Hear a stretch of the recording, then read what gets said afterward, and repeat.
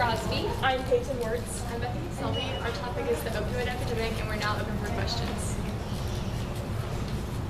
Can you define what an opioid is? Sure. They're a class of drugs that are downers, and they're used to control pain. So they're prescription drugs such as oxycodone, hydrocodone, morphine, methadone, and fentanyl. And then fentanyl can also be manufactured synthetically, as well as heroin, which is like the most popular synthetic opioid. So it's just anything that contains opium, like from the opium poppy, and it's like a downer. So that's just the main thing. And scientifically, they are a psychoactive chemical that occurs naturally in the poppy plant. They work by binding to opioid receptors in the central and peripheral nervous system and in the gastrointestinal tract. So what are some real-world examples of opioids? Like what? Are there any particular drugs that we're talking about? Well, you have. You go ahead. Okay. Well, you have natural opiates, semi-synthetic or man-made opiates, and polysynthetic or man-made opioids. And these come in different words, like Bethany said. There's fentanyl, which is polysynthetic, and then you have some natural ones which come from the opiate poppy. If you want like a real world example, it's like Davey going in his mom's medicine cabinet and taking her prescription painkillers and selling them to his friends, taking them on his own, and then that addiction process starts. So that's what I wanted to ask. Have you all ever taken an opioid or had one somebody in your house has been prescribed and you've kind of seen what they are and had access to them? Yeah. I could have, like, for example, a few years ago, my dad had surgery, and he chose personally to not take any of them just because he knows the risk, and so my mom flushed them down the toilet because there's always that risk of someone like stealing them or they find out you have them, and it's actually an extremely like dangerous competitive thing, like where people will steal their family members. I think this is also probably off your topic, but like my mom's a doctor, so a lot of times she sees with her patients, she'll have like an elderly person that does need an opioid prescription, but she has to like watch very carefully because she suspects that their family members will steal it from them and sell it and things like that. Yeah, my grandmother had back surgery, so she had prescription painkillers in her medicine cabinet that I could have easily had access to. My brother had surgery on his hand and he had prescribed. And do you guys know anybody that has ever gotten hooked on opioids? I have someone that I know that has gotten hooked on opioids. What did you notice with them? Well, I wasn't Could you around tell for- when it was happening? I could tell for most of it, but he just seemed like a different person sometimes. You see a lot of cases too, like the outstanding student, they do well in school and then takes a couple of opioids and they're either dead, they've overdosed, or they're addicted. And so it takes just a couple, just like that it happens. So it can happen to anyone. It's not just a certain socioeconomic group or a racial tendency. It can happen to anyone. Guys, you hear about this in the news, obviously, the epidemic, the opioid epidemic. So what statistics do you have to classify this as an actual epidemic? I mean, is it really that prevalent, or is it just something that the news media has latched onto that we're worried about? Well, it is. There's thousands of dying, and it's threatening public health, but also national security, because, of course, the United States has been taking legislation to restrict it domestically, but now we have it coming in from other countries, so it's just causing a serious problem, especially in the United States, because it's not only coming from within the United States now, it's coming from everywhere else. And so the way that the epidemic is kind of defined, it started in like the late 90s when the overprescription of opioids became extremely common. And so when that happened, that like started the addiction in people, and in like 2000s, 2010, you start to see a rapid increase in heroin and fentanyl overdoses. And that's just because people build that addiction, they can't afford the prescriptions because they are expensive. There is like a black market for that. And so heroin and fentanyl can be made cheaply. And so you kind of see, like there's a graph of it, and like it's pretty steady, like increasing, and then whenever the synthetic opioids, it's just rapid increase of overdoses. So that's when it started to be like a huge epidemic. Yeah, since the 1990s, heroin is 1/3 of the price that it was then now. So you can get heroin for 1/3 of the price that you could in the 90s. And the World Health Organization has said that every year 69,000 people overdose on these drugs and 15 million die a year. Bethany, since your mom's a doctor, did she ever talk to you about whether, and I'm not sure what kind of doctor she is, about whether or not she felt that there were people in the drug business that were really pushing these pills on providers instead of alternative treatments for pain? Yeah, so she didn't say anything to me about that personally, but I know that just generally, like in research, I've noticed that what they talk about in the 90s, like when the large overprescribing started to happen, is because people would push that as a safe way, and they didn't realize like the extreme addictive nature that it had. So she didn't say anything personally about that, but I know that it did occur. And I think, like, don't quote me on this, but I think now there are a lot more restrictions, specifically on drug reps that do sell opioids. I know you might be able to comment on that because she's Yeah, from I mean, pharmaceutical world. just basically that, like, there are a lot of restrictions that have been placed. But kind of what attributed to the rising death toll was that the doctors began prescribing them for concern that the pain was going undertreated, and the pharmaceutical companies began to market them more aggressively because they claimed they pose little risk because there wasn't any like statistics about it yet. And patients also request them instead of going to things like physical therapy or acupuncture, which also are proven to have the same results. And then I guess like about my mom, if you're asking, like the thing she does tell me about it is that a lot of times it's very hard for doctors to refuse these pills to people because like that they are doctors and that's their job to help their patients, but it gets to the point where like they have to decide, are they abusing this? Do they really need this? Is this the only way to manage their pain? And so that's kind of led to a huge debate about like safe practices recently with opioids specifically. And there's really no way you can gauge whether or not somebody's hurting, right? Yeah, it's really I mean, hard. you can examine somebody's knee or something, right? And if they jumped, And people can fake that easily. right? And I did find some things about just general safe practices. So some things that the CDC has listed as recommendations for doctors are just to determine when to initiate or continue them for chronic pain, and then how long the duration should be in the doses. So like obviously they can't say, here's your specific dose because there's going to be varying needs for different people, but they want doctors to be aware of the dosage. And then also they should be trained to be aware of the at-home risks, so things like their family members selling it or them selling it themselves. So those are just ways that they can address those needs. But again, it's very subjective because the doctors, I mean, they're human, they're going to make mistakes, but they're going to try their best though. So you talked about the effects on an individual, but what are the effects on a greater community of this epidemic? Well, everyone's kind of affected by it, whether it's someone in your school that gets addicted and overdoses and dies. But I know specifically in Kentucky it's really bad based on our like the overdose per se because of our location. I have some statistics about it, but I think,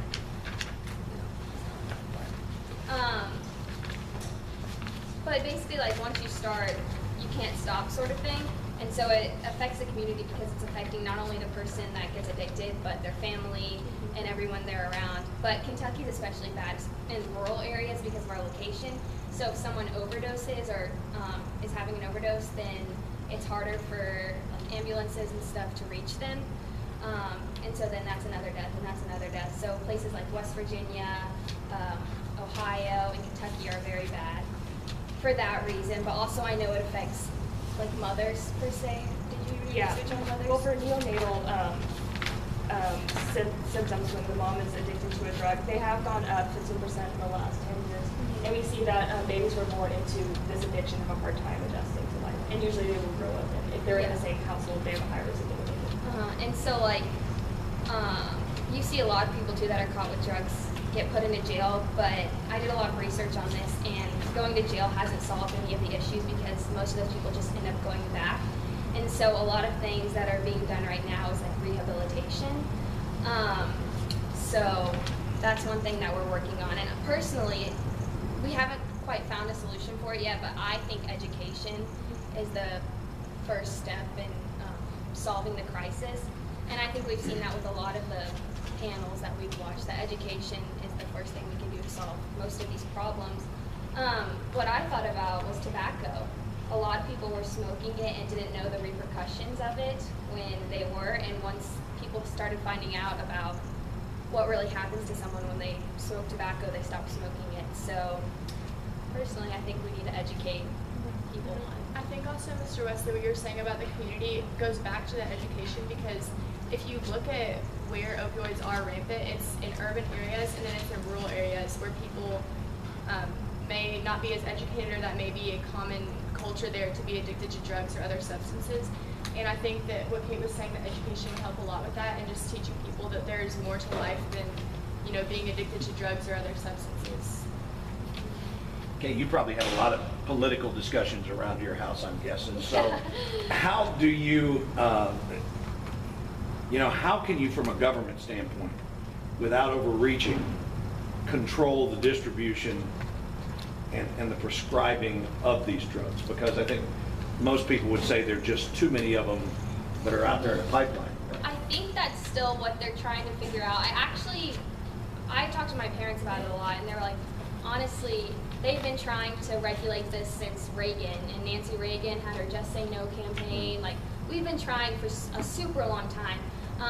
So I actually emailed Congressman Hal Rogers' office and was like, because this is one of his main platforms, Sure. and was like, what are you guys doing? And a week and a half ago, they actually sent me some of their documents before they were released, but President Trump came in for, I think it was actually in North Carolina, but he came in and they had like their RX drug summit or whatever, and he declared 4 places that he's granting $350 million to research this problem, and they're going into schools, talking to law enforcement, they're going to hospitals, they're going to be doing all of the research. But Kentucky was one of the places that was selected. And so they kind of just sent me the information on like what they were doing, which is what I just said, like researching in those areas and kind of just figuring out how we can stop this at the root of the problem. So I think we've done a lot with incarceration and like legislation in that manner, but we haven't done a lot with the rehabilitation and kind of stopping it where it starts. And so I think that's what they're trying to figure out right now. UK just got that $87 million grant Yes. for a big opioid story. And Bethany, from a medical standpoint, again, because you're familiar with it, part of one thing that they've done to get people off the opioids is to get them onto something else. And Suboxone is one of those drugs that they've had some success with, but then what happens is people end up getting hooked on the Suboxone. So, how is it during this whole cycle and everything that you can try to get people off the stuff altogether? So some of the main treatments that we have right now with medicine-assisted treatment, you can't just prescribe someone medicine, you have to also have therapy and rehab, and all of that goes into it. But there was a drug released, methadone, which was used as a medication for people who were addicted to opioids. And what it did was it stimulated the brain, it created a sense of euphoria in the central cortex, but also what it did is that some people got addicted to that drug first, or got addicted to that and could not stop taking them. They've actually released a new medication recently called Buprenorphine, which is a drug that does the same thing but is less addictive. So what it does is create that same euphoria and pain suppressant, but does not cause as much of addiction as methadone did. So it's a safer drug in general. So it sounds like, without really knowing anything, the treatment is to go from one addictive substance to another addictive substance. That doesn't sound promising. Are there any successful treatments to get people completely off of these? Yes. And what does that look like? Well, as I mentioned with buprenorphine, some of the treatment, the way it works is they'll start prescribing less and less, and buprenorphine is less extreme with its withdrawal symptoms. So what you do is you're on opioids, and then you go to buprenorphine, and then you don't have to take it every day, maybe like once every couple of days, and the effects last longer. So, and it doesn't, it trains your brain to get off it. So, and you don't have the urges to take it anymore. So if we stop prescribing them at the same rate, and then they stop having that same habitual action of taking the opioid, it gets them off that. But of course, that's not just the drug itself. You also need therapy and other types of treatment. But they say that it improves outcomes for babies if a mom is pregnant with a baby and she takes buprenorphine. It doesn't have as many bad adverse effects on the child. And it also, reduces overdose deaths, criminal activity, infectious disease transmission, and things like that. Have there ever been any people groups or hospital studies, certain doctors set aside, designate, where they go back and pretend they're back in the 1800s or the Wild West and said, hey, we're going to do surgery without pain meds? I didn't see anything. I didn't see a study like that, but I'm not quite sure what you're asking, but surgeries can be done without opioids, if that's what you're getting at. Like I mentioned, I don't know if you were here yet, but my dad had back surgery where he was prescribed opioids and just decided not to take them. And a lot of people do that with their wisdom teeth too. Like they get them and they don't take them because they know the effects that it can have. And I think that brings up an important point also is the education. Again, when you're preparing to have surgery, the doctor should sit you down and fully like help you to understand like this is what can happen. Like please take your exact dosage or take half if you need to. So I think that that's another thing we can do is moving towards like prescribing less of these if it's not necessary. And some non-addictive painkillers like ibuprofen and Advil can be just as effective at prescribing, at treating pain as prescribing opioids in certain cases. And I know with my wisdom surgery, I never took an opioid, I just took Advil. But I think it depends on the individual and their pain level and their level of pain tolerance. So. And the problem is not so much the surgical pain treatment, right? It's the take-home post-op pain treatment where people are getting a hold of these drugs. So you talked a lot about education. What would that look like on the ground? Where would we educate? Would that be in the schools, community education? I think public it should relations? start in the schools, but that's a personal opinion. There hasn't been any like research or that hasn't actually been implemented in any states where they're actually putting that into their curriculum. So it's not proven to work, but I think that's the best place to start. And I think it has to be more than like a drug and alcohol assembly with an officer up there like lecturing students on, because we have those and you look over and kids are falling asleep or saying, oh, that'll never happen to me. And so they're just ineffective. So I don't really know what that would look like, but I know that's like where it should start. Yeah, and I would also argue that educating doctors a little better, like in med school, teaching them how to sit down with patients and tell them about the effects of these drugs. Also, just teaching them how to not prescribe them just as a baseline, maybe only doing that in certain cases and going to other drugs first. And I agree with what they said. Like education in schools is very important, and it's hard to find a way that that can be effective and reach every student. But I think we should do the best that we can, especially in like areas where addiction is more common, to let these people know that that's not how it should be. And then also community education. That's tough to get that out there, but still something very important. How does the use of opioid drugs compare with use of other substances, addictive substances? Is this a worse problem than You guys don't deal with opioids very much at all, right? You probably don't have, in your peer group, you probably don't see it a lot, right? Not often. Right? There's high schoolers that like to experiment with, let's just say marijuana or something.